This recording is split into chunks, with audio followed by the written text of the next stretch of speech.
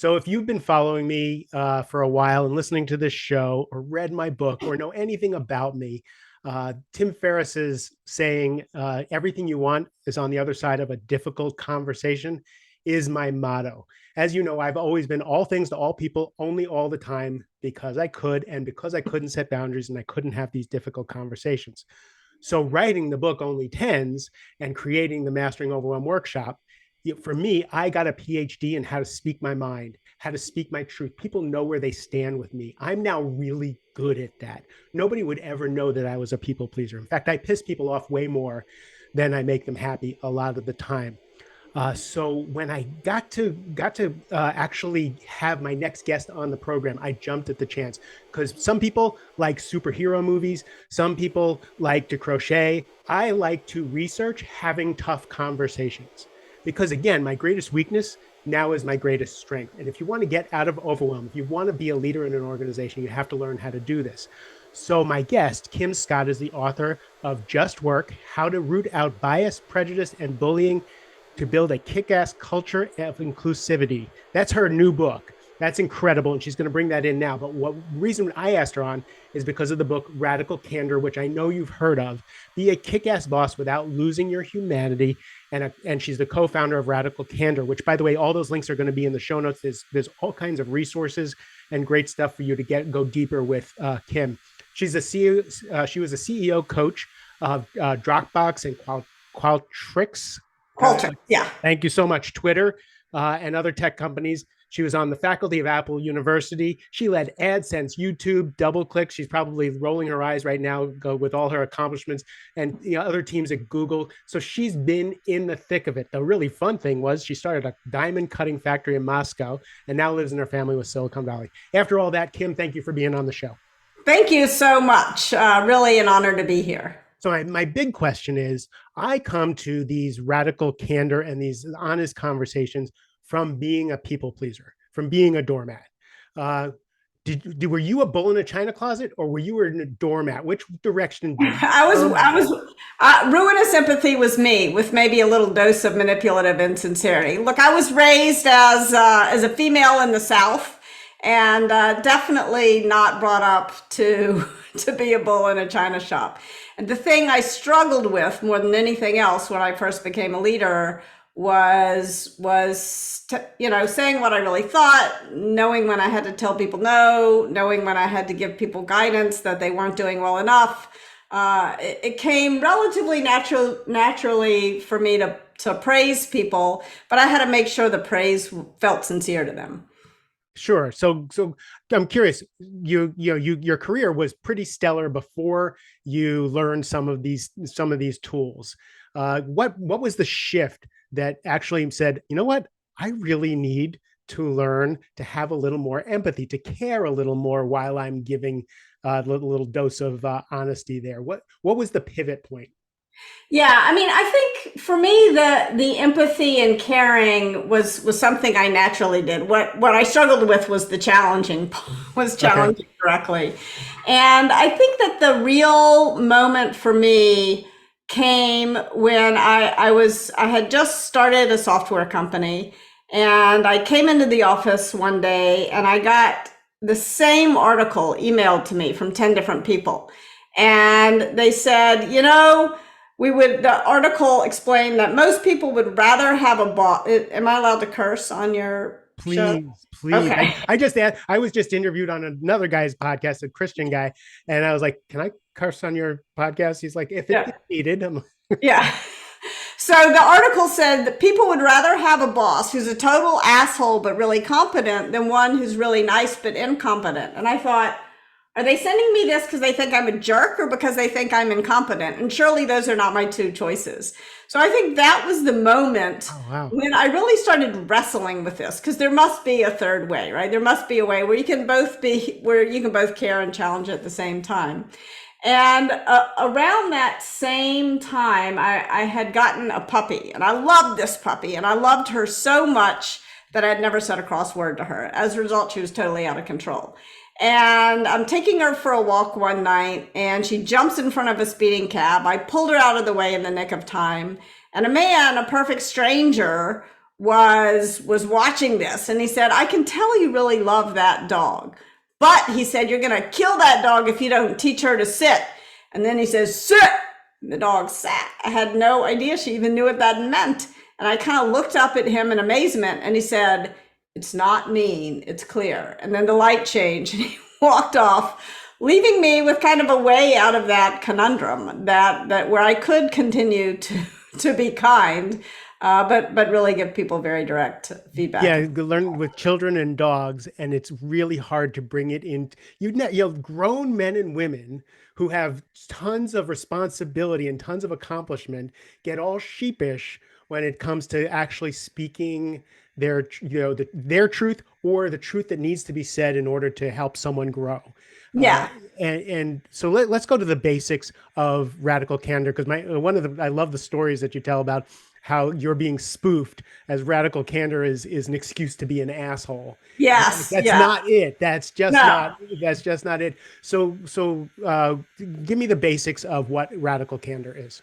So radical candor is what happens when you care directly and you care personally and challenge directly at the same time. So that's radical candor. And it's useful to think about what radical candor is not. So sometimes we remember to challenge directly, but we forget to show that we care personally. And that I call obnoxious aggression. You can imagine a 2x2 grid. So on the vertical line is care personally, horizontal line is challenge directly. Upper right-hand quadrant is radical candor. Bottom right-hand quadrant is obnoxious aggression. And in an earlier version of the book, I called that the asshole quadrant because it seemed more, I don't know, clear. But I stopped doing that for a really important reason. I stopped doing that because I found that when I did, people would use this framework to start writing names in boxes. And I beg of you, don't use this framework that way. This is not another Myers-Briggs personality test. Use this framework like a compass to guide specific conversations with specific people to a better place.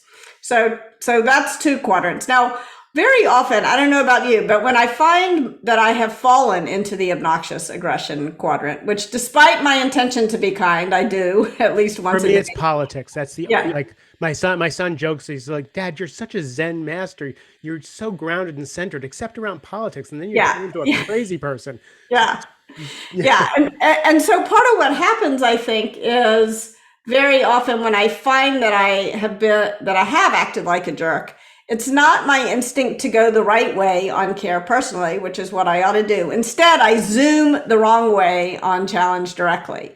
And I didn't mean it. It's no big deal. It doesn't really matter. But I did mean it, and it does matter. That's why I So said you it. so you so you undermine yourself, and Yeah. everybody knows it's bullshit anyway. And it confuses them. And now I'm in the worst place of all, manipulative insincerity, where I'm neither caring nor challenging.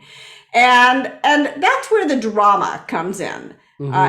If you watch The Office or the HBO show Silicon Valley, you're going to see a lot of episodes about obnoxious aggression and manipulative insincerity. But the fact of the matter is, the vast majority of us make the vast majority of our mistakes in this last quadrant, where we do remember to show that we care personally, because most people are actually pretty nice, despite everything you see on social media.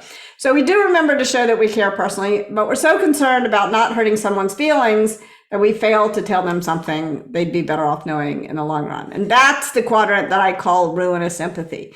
And that's where the vast majority of us make the vast majority of our mistakes. It sounds like that's where you started off in ruinous empathy. That certainly is where I started off in ruinous empathy. I love the diagram, and we're going to put a picture of it, and there's going to be links so that you guys can look at this directly while Kim is talking. First of all, you make it so simple with the diagram. I can look at something and say, I need to just bring up my caring a little bit. I still need to say this, but I just need to remember they're a human being, right? Yeah. And in the book, you talk about different ways to get closer and to deepen those relationships and the trust to be able to speak those kinds of things and to have that capital with the person you're talking to. I'm usually brought in. The call I get is from the CEO is, Mark, this person on my leadership team, they're uber talented, they're crazy, but they're a bull in the china closet. They're driving me crazy. Right? Can you help? Would you please teach them some manners? So the first month, I get a call from the CEO, and this happens over and over and over again. What'd you do, Mark? It's amazing. The transformation is crazy. What did you know? Like, what did you do? And basically, it was a 360, and I just told them they were an asshole and they have to stop it. They're not the CEO, and cut it out. But then what happens is, Hopefully, the CEO is not an asshole either. but again, as I tell them, it's not they can't. They're not coaching the CEO. I'm not Yeah, coaching the CEO. I'm coaching yeah, you. So we yeah, have to work in a vacuum, right? yeah, And some CEO, I work with a bunch of CEOs who are wonderful, and then they have that tendency to be an asshole, and they're yeah, working on it, but they're still yeah, wonderful, but they're still an asshole. yeah, But yeah. anyway, what happens with these people that I work with is about 3 months in, 2, 3 months in, they start to talk about how, I'm getting along with everybody better. I'm doing this, I'm learning enrollment skills, all this stuff, but I feel so inauthentic. Right? I just feel like I'm angry but I use my emotional intelligence and all this stuff. Yeah. That's when the pendulum swings where I turn them into these milk toast people. And now I have to bring it back to, we want to be real. And I love what you said, like we want to be real, we want to be direct, we want to be caring, but we want people to know who we are. If we're angry, we want anger to come up, but we want it to be responsible. And I think that's how you're guiding people, because I think one of the things you say is when we first get into the workforce, we're told to be professional, which means we leave half of ourselves at home. We At leave, least half. All, right? and usually the better half. You're leaving who you really are, you're leaving your emotions, you're leaving your humanity at home. And you can't possibly care personally about others if you're leaving your humanity at home. So I love that. So that means if you're going to bring that part, care personally, you're going to bring all the parts of yourself to the work. So I think that's brilliant. So now that we got the groundwork on how to do this, let's so that this doesn't turn into a Sorry, before we move on, can I respond to something you said? Because I think you it's really, really important. Very often when we talk about being authentic, people confuse that for meaning I can do or say whatever I want, and it's irrelevant how it lands on the other person. the And that is so-called truth tellers. yeah, that is not authenticity. That's just obnoxious aggression. And so when I say use the radical candor framework like a compass to guide specific conversations with specific people to a better place, part of what I mean by that is you want to make sure that if the other person is sad or mad, that you're moving up on the care personally dimension. That you're not saying, oh, don't take it personally. In fact, I beg of everyone listening, just eliminate that phrase from your vocabulary. Like we spend more time at work than we do in just about any other part of our lives. And when it doesn't go well, of course, it can feel like a gut punch. And that doesn't mean that we're unprofessional. It just means that we care about our work. And that's something you want to encourage. But there's something else that can happen. Sometimes a person will just brush you off. You've worked up your courage to say the thing, and they just don't hear you. And then you need to go further out on the challenge directly dimension than you may be comfortable going. So like being aware of which vector to choose is part of staying authentic to yourself, but also making sure that you remember that radical candor gets measured not at your mouth, but at the other person's ear. So you have to pay attention to what's going on for the other person. And I think very often we tend to assume that when we communicate, we can ignore all the emotional signals and only pay attention to the rationale of what we're saying. But when we communicate on two planes at once. One is intellectual, the other is emotional. And if you ignore the other person's emotional signals, you're just not going to communicate very well. So it's not really that complicated, and yet it feels very complicated. It does. I often teach my people, if you're present, if I can get you to be present in your body, present in the room, you can you can see what's happening with the people in the room, whether they're, shrinking, whether they're expanding, whether they're listening, whether they're tensing up. If you're present, if you're not present, you're losing half the Yeah, battle. yeah. And you want to be present in your own body as well. I mean, very often I'll be so angry that my heart rate is elevated and not aware of it. And then that, if I can learn to be aware of that, then it's much less likely that I'm going to fall into obnoxious aggression or pull into kind of a self-protective, manipulative insincerity. What do you do to talk yourself off the ledge and get yourself back to some semblance of groundedness and centeredness? I think the first thing is, as you say, just awareness. And the time that, well, you'll see I'm wearing an Aura ring, so sometimes I'll look at my heart. I'll look at my heart rate. I'm not aware of it. But the other thing that the other moment in my career occurred when I was pregnant with twins, and I couldn't allow my heart rate to go over, I forgot, some number, and so I had to wear a heart rate monitor, and it would beep if my heart rate was getting too high.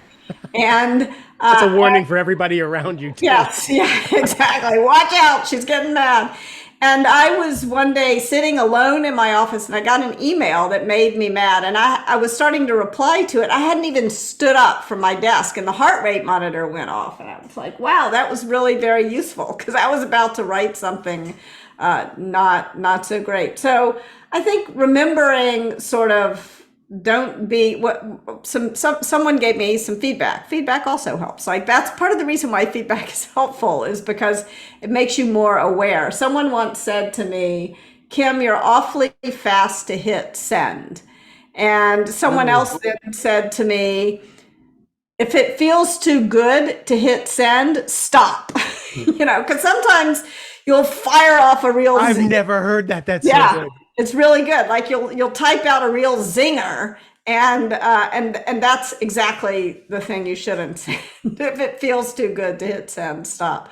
So if you feel like you're struggling with stuff, like ask especially if you're a manager, the people who are working for you are watching you very closely, probably as closely as anyone except perhaps your children are ever going to watch you. And if you make it safe for them, if you not only make it safe, but if you make it, if you encourage them and reward them for telling you what they observe, you'll learn a lot about how to sort of walk yourself off the ledge because they'll be aware of the signals that you're sending before you are. Nice. So let's go to feedback. That's one of the things that's so hard for even CEOs. Like I'll talk to a CEO of $1 billion company, and Yeah. they still stumble over giving tough feedback. Yes, they do. How do you teach people to give good feedback? I think that there's kind of an order of operations to creating a culture of feedback. And you want to think about it in terms of creating a culture, not just you giving it. So the first step in the order of operations is to solicit feedback. Don't dish it Mm, out before you prove that you can take it. If you can create an organization in which people know that you genuinely want to hear when you're screwing up and that you will reward them for telling you and that you will either fix the problem or you will explain to them why you disagree in a respectful way, that is really important. And so there's a few things that I would encourage. I'm going to kind of double click. Can I double click on soliciting feedback for a minute? No, I was just going to double click on it because I think that's so important in setting. You've got to set the culture Yeah. first. And Yeah. once people understand that that is the culture that we are going to speak to each other, and the person may or may not agree with the feedback, and Yeah. you get to have a conversation about it. But if the leadership is in on this, now it's a two-way street. Exactly. And very often leaders will ask me, how can I teach my team to respond well to feedback? I'm like, you can start by soliciting it and responding well. Lead by example. So there's four things to keep in mind when you solicit feedback. And by the way, the best moment to solicit feedback is at the end of every one-on-one that you have. Let your people, let your direct reports get through their agenda items first. But towards the end of the meeting, save 5 minutes to solicit feedback. One thing to keep in mind is how are you going to ask? What is your go-to question? So for example, I like to say, what could I do or stop doing that would make it easier to work with me? And I'm going to ask you that at the end of this. So fair warning. So that's my question. But if you ask my question, people won't believe you really want to know the answer because you're going to sound like Kim Scott and not like yourself. And that's not great. So you want to think about how you're going to ask. I was working with Krista Quarles when she was the CEO of OpenTable, and she said, Kim, I could never imagine your words coming out of my mouth. The question I like to ask is, tell me why I'm wrong. Okay, that's fine too. That works. But remember, back to what we were just saying, you got to make sure that you adjust for the person who you're talking to. So there were a couple of people on Krista's team who felt like that was such an aggressive way for her to ask that it shut them down. Right. When I started Radical Candor with Jason Rosoff, he told me after we had worked together for a little bit that he really didn't like my go-to question. The question, he wanted something more time-bound and more specific. So I needed to say, Jason, I'm working on not interrupting people so often. Can you tell me how many times you observed it, or whatever. So it needed to be more specific for him. I think another couple of important points about your go-to question is make sure that it can't be answered with a yes or a no. Because if you say, do you have any feedback for me? I can already tell you the answer. Oh no, everything's fine. And in fact, in the book, if you read the book, I did not phrase the question in an optimal way. I said, is there anything I could do or stop doing? And somebody gave me some feedback. You write a book about feedback, you're going to get a lot of it. And explained it's better to say, what could I do? Because you can't answer that with a yes or no. So those are a few thoughts on your go-to question. If everyone listening, if you're not driving, take out a pen and write down your question and who you're going to ask it of and when you're going to ask them. If you all do that, then our time today together will have been extremely well spent. Just solicit feedback. So that's sort of step number one in the order of operations. Now, step number two is you want to make sure that you're giving both praise and criticism. I think one of the dangers about the stories I tell in Radical Candor is that the ones where my boss is giving me feedback, criticism in particular, resonate more. So they tend to think it's all about the boss criticizing the employee. That's not. And that's you being vulnerable in the book anyway, which I really appreciated. You kind of saying some of the places where you've been slapped on the head. Yeah, I've gotten this wrong. Useful. Yeah, more and by some pretty badass people. They luckily they were radically candid. I've been pretty lucky. They were pretty kind. So anyway, the thing you want to do, you want to think about when giving Radical Candor is, first of all, what's the best moment to give either praise or criticism? And the best feedback I've ever gotten in my career has always happened in these impromptu 2-minute conversations. So you don't want to save it up for your one-on-one meeting, and you definitely don't want to save it up for a performance review. You want to make sure that you're thinking very clearly about giving it in the moment. Now, of course, everything I'm saying there are exceptions. Like if the other person is super upset, then wait, until a better moment. But by and large, when we say, oh, I'm going to wait, to tell them I'm going to wait for a better moment, what we're really meaning is I'm never going to have this conversation. So in general, it's better to do it in these impromptu 2-minute conversations. And that's tricky. Like there's no way for you to create some kind of HR system that is going to intervene in these impromptu conversations. They have to come from the heart, right? And you have to encourage. That's why soliciting feedback will encourage people to build the habit of feedback. Now, when you go into these conversations for both praise and criticism, you want to make sure you're being humble. I call it candor and not truth, because truth is risky. If I say to you, I'm going to tell you the truth, I'm kind of implying. I'm very skeptical of anybody who's a self-proclaimed truth teller. Yeah. I'm kind of implying that I have a pipeline to God and you don't really know anything. And that's not a great way to create a conversation. And remember, this is a conversation. It's a dialogue, not a monologue. So you want to be humble. You want to state your intention to be helpful. You want to do it usually right away. In the before times, I used to say, do it in person. Now I say, do it synchronously. And be conscious of whether it's better to pick up the phone and have a phone call or to have a video call. There are times when, in fact, if you're in person, I recommend taking a walk so you're not staring at each other. And because sometimes we misinterpret each other's facial expressions and body language. And also there's something about sort of sitting across the table from someone and looking them in the eye that can feel aggressive, that can feel hostile. And so if you're walking in the same direction, that can be better. And if you can't be in person physically, sometimes taking a virtual walk and talking on the phone can be better than a video. But make a conscious decision about the medium you're going to use. Do not send Praise or criticism. Praise is okay, but you want to do that in person as well as sending it out over email or text. But criticism, you do not want to give someone sort of asynchronously over email or text or Slack. Slack is a disaster for feedback, Isn't it though? and so is text, and so is email. It always feels faster and feels safer, and then it explodes. So Slack is just a disaster to me anyway.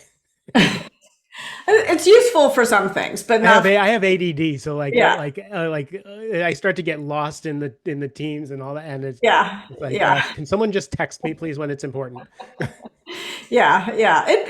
Look, different teams have different. I'm not Right. going to knock the whole technology, but don't use it for. Don't use some. I built some tools to give. Big mistake. Don't give feedback in an asynchronous way. Nice. You also want to praise in public, criticize in private. And last but not least, you never want to give someone either praise or criticism about personality attributes that are very difficult to change.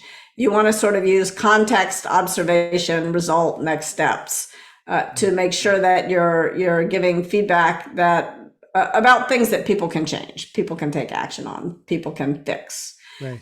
There's also the SBI model, situation, behavior, impact, from Center for Creative Leadership. Right. Same. So you're quoting this because I was going to say, so how do you keep it from being a shit sandwich? Right. Yeah. So let's talk about praise and criticism. What I say is focus on the good stuff. There's all kinds of different research that says you need to give twice as much, 3 times as much, 5 times as much, 7 times as much praise as criticism. And the problem with the shit sandwich or any of those other ratios is that pretty soon people start to use the praise as the gateway to criticism. Right. And praise is important on its own. It's like you're holding up the shock collar. You're ready for it. Yeah. And also people tend to say, oh, Kim, I like your bookshelves. The books that you wrote kind of suck, but nice purple t-shirt. Like that kind of, they tend to offer praise about things that are insignificant. And that doesn't really make me feel any better. That feels insincere. So you want to make sure that your praise is specific and sincere, and that your criticism is kind and clear. And you want to make sure also that you remember that praise can be radically candid as surely as criticism can. It can challenge people to do more of what's great. Praise can. Give me an example of that. I like that. Can you give me an example of that? Yeah, I mean, so for example, I was in a meeting and there was a big debate around something, and I had a very strong point of view that we should do this. But in the meeting, I gave the pros and cons to both sides. I tried to be sort of fair to both sides. And I wasn't sure if I had done the right thing. I was like, maybe I should have fought more. And at the end, my boss said to me in the meeting, when you offered both sides of the argument, you really earned a lot of credibility. So that's an example. So do more of that. Like do that again next time. I didn't know. I wasn't sure whether I had done the right thing or the wrong thing. And so that was really helpful to know. And there's a world of difference. If she had just said, Kim, great meeting, great job, you're a genius, like I wouldn't have known what Exactly. So you want to make sure that you're being really specific. You're using that context, observation, result with your praise as well as with your criticism. In the same meeting, that was also the same meeting where I said, too much. And my boss at the end said, in the meeting, when you said every third word, it made you sound stupid. World of difference between saying that. Hold on, most people haven't read the book. If you haven't read the book and you're listening, that was Sheryl Sandberg saying to her, you sound stupid. After she just, you remember where she worked, after she's been already presenting for years. This is at Google. I never like this is not at Burger King. You the hamburger is wrong. So it was quite good. Actually, I love that example because the example was, she started off being really soft. Do you know you say and you were like, I'm good with it. Yeah, I was like, who cares? Kind of brushing her off. Right. And if you'd like to work with a presentation coach, I have a great one for you. And you're like, I'm fine, leave me alone. And then she says, no, I'm not Yeah. just asking you. You sound stupid. But you needed that to wake up. And that was so appreciative because it changed the direction of your life. Like now you're on stage all the time. All the time. Yeah. And I Yeah. Which I don't would hear you be. say ever. I do still occasionally, but it's way less. And the other important thing about that and the way she did it to remember is that she never would have said, it makes you sound stupid to other people on her team who were better listeners than I was. But she knew that with me, I was brushing her off. She had to keep going out on that challenge directly dimension to get through to me. And it happens. I mean, one of the most common slow motion train wrecks that I see managers having is they think they've told someone. They said something like, "Oh, you said I'm a lot," and the person brushed them off and they stopped there. And that is not good enough. If someone is not hearing you, you need to keep trying until you either decide that you've done everything you can and that they're never going to hear you. And then you need to start performance improvement plan and managing them out. Or you haven't tried hard enough and then you got to keep trying harder. I was coaching CSO, 6'5" guy, former professional athlete, and part of his problem was anger issues. And he's a huge guy, right? And people were just scared of him. And Mark, you gotta teach him to use his words, right? Like and all that stuff. Yeah. And after about a month, I said, you know what? When was the last time you were at the gym? And he's like, oh, a couple years ago, and I've just been busy and all that stuff. And I said, I'm not going to coach you until you've been to the gym 8 times. You must go to the gym. We're not going to have our next meeting unless you've been to the gym 8 times. I want you to take a picture of yourself at the gym. It's not for me to be checking up on you. I just want it to be fun. So take a funny picture and be at the gym. So he does it. He comes back. He's feeling great. 4 months later, we're having a meeting with his CEO, and his CEO is just tells me how he's changed, he's shifted, and all that stuff. Because I said, you're like a 5-year-old ADHD kid who needs recess. Yeah. Like I can't play whack-a-mole with your emotions until you get that stuff out. So do that. So 4 months later, he looks amazing. Dropped a bunch of weight, been going to the gym regularly, right? And the CEO is saying how his behavior changed, and then he says. And he looks amazing too. Oh my God. Like, that's great. And my guy goes, yeah, it's because he called me a fat fuck. Oh my gosh. And I'm like, I did not.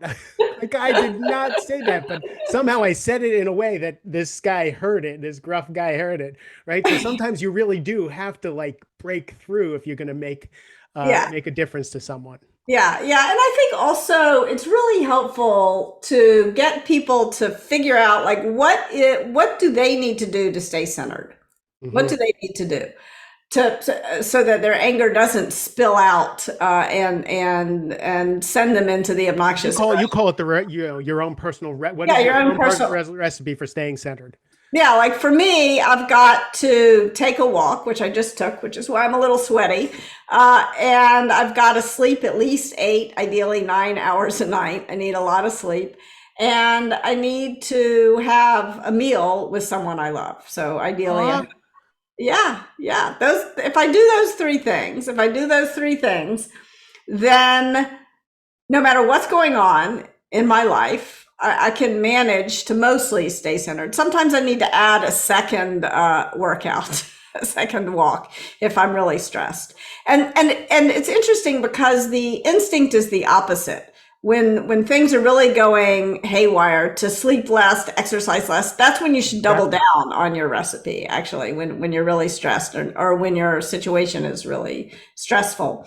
And if I can do those things, but everybody's recipe is different. I one time worked on a team and there was a guy on the team whose child was having to have brain surgery that summer.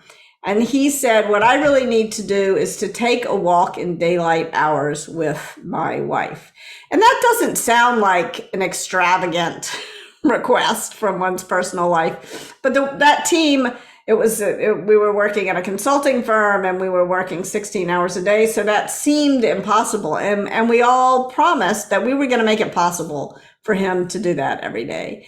And we did, and as a result, the project was on track, and he was able to stay centered. So try that with your team. Ask everyone, what do you need to do to stay centered? Because the fastest way to wind up in obnoxious aggression, in my experience, is to sort of get out of uncentered. To Hungry, angry, lonely, and tired, as we say in yeah, yeah, AA. yeah, yeah, Right? yeah, yeah, yeah.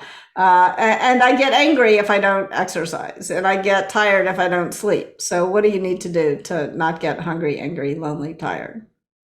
For me, I need at least a half hour to 45 minutes alone before it gets light out. Whether I'm Mhm. journaling, whether I'm meditating, whatever I'm doing, I just need some, because I'm such an introvert. I need to somehow ground. I tell people, I'm not a naturally happy person. I'm not a naturally loving person. I create that guy in the Yeah, morning yeah, so that I am that guy when I show up in the world. And then at a certain point during the day, must walk my dogs, take a shower, be done. yes, Right? yeah. Like, so it's really interesting. So before I let you go, and maybe you'll even come back and talk about it. Tell me about your new book, Just Work. So the new book, again, I was giving a radical. It was born after I got some feedback about radical candor. I was giving a talk at a tech company in San Francisco, and the CEO of that company had been a colleague of mine for the better part of a decade, a person I like and respect enormously, and one of too few Black women CEOs in tech. And when I was finished giving the Radical Candor talk, she pulled me aside and she said, Kim, I'm excited to roll out Radical Candor. I know it's going to help me build the kind of culture that will succeed, but I got to tell you, it's much harder for me to roll out Radical Candor than it is for you. And she went on and explained to me that as soon as she would offer anyone even the most gentle, compassionate criticism, she would get slimed with the angry Black woman stereotype. And I knew this was true. And as soon as she said it, she made me realize four things at the same time. The first was that I had not been the kind of colleague that I imagined myself to be, that I want to be. I had failed even to notice the extent to which she had to show up unfailingly cheerful and pleasant at every meeting we had ever been in together, even though she had what to be ticked off about, as we all do at work, but she wasn't allowed to show it. The second thing that I realized was that not only had I been in denial about the kinds of things that were happening to her, I had been in denial about the kinds of things that were happening to me. Hard for the author of a book about candor to admit I'd been in denial, but I had been, because I never wanted to think of myself as a victim. Now, even less than wanting to think of myself as a victim, that I ever wanted to think of myself as a perpetrator. But I realized I'd been most deeply in denial about the kinds of things that I had done that harmed the people who I worked with. And last but not least, I realized as a leader, I hadn't addressed these kinds of harm in the workplace. And so I started thinking about, like, harm in the workplace sounds like a very amorphous, big term. So I wanted to break the problem down so we could solve it. And I realized that one of the problems is that very often we conflate bias, prejudice, and bullying as though they're the same thing. And so if we can disentangle them, then we can respond much better. So that's, in a nutshell, what Just Work is about. It's such a good book. I'm so glad I found it because I'm building what I'm calling the Rising Leader Handbook. I'm writing that book and then building a program around it because it seems to be what I do for a living. Mm-hmm. And I'm getting to the part, I've talked about the difficult conversations. I'm getting to this part and how do you lead through all these things? And your book came up, when I was researching. I'm so excited. Would you come back on the show and talk specifically about that once I read it and well versed so that I can bring that out in the world? Absolutely. I would love to do It's not that. going to say no because the mic's hot. And so Yeah. I, No, but I love talking about Just Work. It's really, I think it's really important. And radical candor is hard enough if you're talking about saying too much. It's way harder to be radically candid with someone because you think they've done something biased or prejudiced or because they bullied someone. And so how can we create the kind of environment where we can disrupt the bias before the bias disrupts us, because it will. It's the elephant in the room, and we need to address it. yeah, absolutely. It's amazing. Um, oh my God, I forgot my last point. That's so great. I love it. I appreciate you being on the show. I appreciate you sharing what you do. Oh, you know, I know what I wanted. I wanted to give you direct feedback. I wanted to tell you. Please. So what I noticed in spending so much time with you, because we're now really good friends, is you bring this toughness, you bring this clarity to every, you know, to your talks and to your writing, but you also bring so much heart that it's so palpable. It's not sugary. It's just real, like the difference between nice and kind. And Yes. you pepper it into your words and kind, you know, give feedback, make sure it's kind and clear. And I really appreciate that in the world because I see too much of the pendulum swing. Like, all right, we're going to talk about harsh conversations. Let's, Yeah. you know, let's bring up that masculine harsh part, you know, and I love that balance and it informs all your work. It's quite beautiful. So I can't wait to read this new book.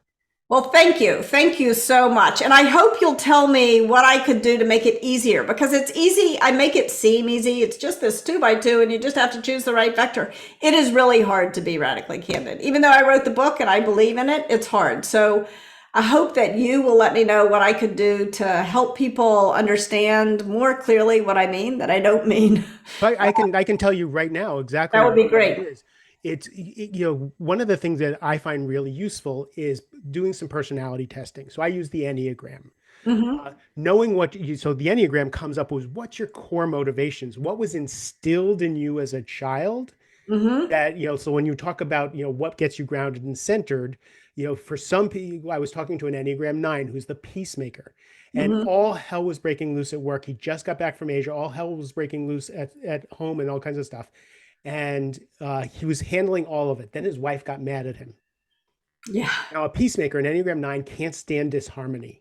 Yeah. He could handle all the things that were going on. And when I was talking to him, he was exhausted and jet lagged. And I said, "So what do you need?"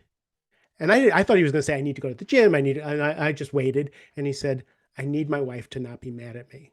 Yeah. Powerful, powerful man, right? Yeah. I was like, "Oh, Enneagram 9. The only thing their safety is harmony in the home." And Yeah. so we just discussed how he could ask for that for his wife. His wife's wonderful. Like, it'll be great. For me, like, I'm an Enneagram 2. I'm the happy helper. What do I need? I need to be told I'm making a difference. You don't even have to pay me. Just tell me I help. Tell me you can't live without me and I'm good, right? So each personality type has trouble with a different area. So you would, you know, so as and again in the book you say learn, you know yourself, learn about yourself. Yeah. When you learn about yourself, what your Achilles heel is, what your landmines are, and you learn what other people's landmines are, now it's easier to have candor because you know step around that one, right? Yes. And you know, so if you're giving me feedback, tell me how important I am to you, Yeah. and then you can tell me anything. Yeah. But if you don't tell me how important I am to you, I'm lost. So I think that's the piece, and you can't put, like, you would have to have the Encyclopedia Britannica of radical candor to get that all in there. But that's a Yeah. nice little touch. Is like, now what are your triggers? What sets you off? What sets them off? Yeah. Right? What makes them feel safe? Now you can give them the feedback. You know, so when I talk about giving feedback to the CEO, you know, we create a boss empathy map. You know, Hmm. what's your boss triggers? What does he value? So now when you're going back, he or she, I have to make sure I do that. Uh, Or uh, they. or they, right? So, you know, what makes their shoulders go down and Yeah. relax? What makes Yeah. their shoulders go up? Once you start to learn that, you know how you can speak to your boss. So that's I think that's the only feedback is, as reading this, is you got to know, you know, which buttons are going to be pushed because we're so many different flavors of humans. Like you were just talking about a black CEO, like you and I would never have known that, no matter how conscious we are, because we don't. It's not our lived experience. Yeah. So it's an interesting thing. Yeah. But Well, and the more you talk to other people and actually reading can get you out of your own lived experiences as well. It's a great way to build that empathy muscle. it is Is incredible. talking to other people about their experiences, but also reading. You can really expand. So if people want more of you, I should send them to kimmalonescott.com Send them to or radicalcandor.com, right? Or radicalcandor.com. radicalcandor.com or at Kimball Scott or at Candor. Okay, we got you. I'm going to put all of that stuff in the show notes so people can have more of you. You promised on mic to come back on the show and talk about your new book. Thank you for spending the time. Thank you so much. Really enjoyed the conversation. To everybody else, I love your time and attention. I appreciate you so much. Have a great rest of the day.